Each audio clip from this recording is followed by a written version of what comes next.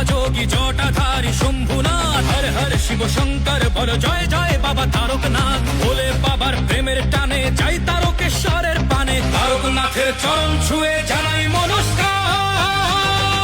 কাঁধে বাক মুখে বলে নাম চলো যাই তারকনাথের। তারকেশ্বরের শ্রাবণ মানে শ্রাবণী মেলা। এবার এই মেলাকে জাতীয় মেলা ঘোষণা করলেন মুখ্যমন্ত্রী।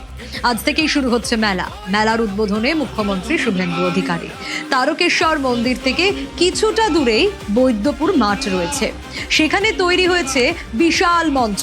এই মঞ্চেই যোগ দেবেন সাধু সন্তরা। প্রথমে তারকেশ্বর মন্দিরে পুজো, তারপর রথে কলস যাত্রা। কলস নিয়ে সাধুরা পৌঁছবেন বৈদ্যপুরের অনুষ্ঠান মঞ্চে। মঞ্চ তৈরি হয়েছে তারকেশ্বরের মন্দিরের আদলেই। সব থেকে বড় আকর্ষণ কি, আগত তীর্থযাত্রী যারা তাদের উপর হেলিকপ্টার থেকে হবে পুষ্পবৃষ্টি। তারকেশ্বর ধাম পূর্ণ ধাম, এই শ্রাবণী মেলায় আমরা অনেক উদ্যোগ গ্রহণ করেছি। শেওড়াফুলি থেকে তারকেশ্বর ধাম প্রবেশ পর্যন্ত 5 কিলোমিটার অন্তর অন্তর সরকারি সেবা কেন্দ্র থাকবে। প্রাথমিক স্বাস্থ্য পরিষেবা, জল, ওআরএস, ন্যূনতম সেবা এবং বিভিন্নভাবে সহযোগিতার ব্যবস্থা থাকবে। প্রশাসন, পুলিশ আধিকারিকরা তারা পুণ্যার্থীদের জন্য ট্রাফিক এবং যানজট নিয়ন্ত্রণ করে সুরক্ষিত যাতায়াতের ব্যবস্থা করবে এবং যতটা সম্ভব পথ আমরা আলোকমালায় সুসজ্জিত করার কাজও করেছি। আগামী দিনে তারকেশ্বর ধামকে আন্তর্জাতিক তীর্থক্ষেত্র, শ্রাবণী মেলাকে জাতীয় মেলার রূপ দেওয়া সহ এখানকার যে উন্নয়ন শুধু এলাকাবাসীর স্বার্থে নয়, এর ঐতিহ্য, এর গরিমা, এর যে বিরাট মাপের উচ্চতা রয়েছে, সেই উচ্চতা আমরা সর্বত্র পৌঁছে দিতে চাই। তাতে আস্থা পূরণের জন্য মানুষ আসবে এবং ধর্মীয় পর্যটনের ক্ষেত্রে আমরা বাইরের রাজ্যে বা বিদেশি পর্যটকদেরও পাবো।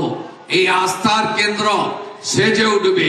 যেভাবে যশস্বী প্রধানমন্ত্রী নরেন্দ্র মোদীজির হাত ধরে উজ্জয়িনী মহাকাল সেজে উঠেছে, কাশী বিশ্বনাথ ধাম সেজে উঠেছে, অযোধ্যার পবিত্র রাম মন্দির সেজে উঠেছে, 4 ধামের 1 ধাম কেদার ধাম, বদ্রী ধাম, আদি গুরু শঙ্করাচার্যর সমাধি ক্ষেত্র সেজে উঠেছে।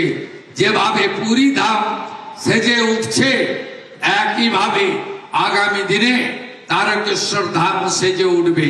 বিগত সরকারের চোখ বন্ধ ছিল, তারা অন্য কাজে ব্যস্ত ছিল, তারা তোষণ ভোট ব্যাংকের রাজনীতিতে ব্যস্ত ছিল।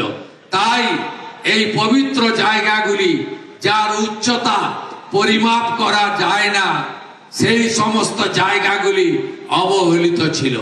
আমি আশা করব এবারের শ্রাবণী মেলা মধুময় হবে, সুখকর হবে, ঐতিহ্যের পরম্পরা বজায় রেখে হবে।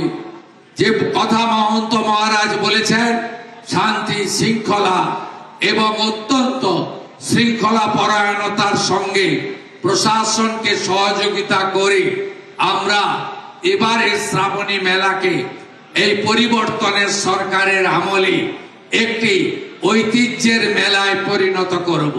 এবার কৃষ্ণেন্দু দাস